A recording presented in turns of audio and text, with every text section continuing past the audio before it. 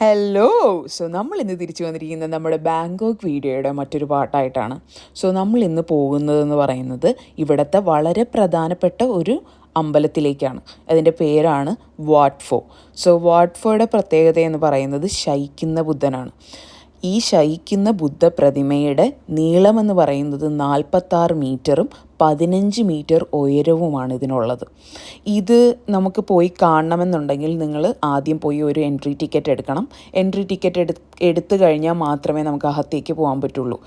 ഇതെന്ന് പറയുന്നത് ബാങ്കോക്കിൻ്റെ വളരെ സെൻട്രൽ പാർട്ടിലുള്ളതാണ് ഈ അമ്പലം എന്ന് പറയുന്നത്. ഇതിൻ്റെ അടുത്ത് തന്നെയാണ് ഗ്രാൻഡ് പാലസ്, വാട്ട് അരുൺ എന്ന് പറയുന്ന മറ്റമ്പലങ്ങളും ഉള്ളത്. ഈ പ്രതിമയുടെ നിങ്ങളിപ്പം കാലിൽ നോക്കിക്കഴിഞ്ഞാൽ നിങ്ങൾക്ക് കാണാൻ പറ്റും 108 മുത്ത ചിത്രങ്ങളുണ്ട്.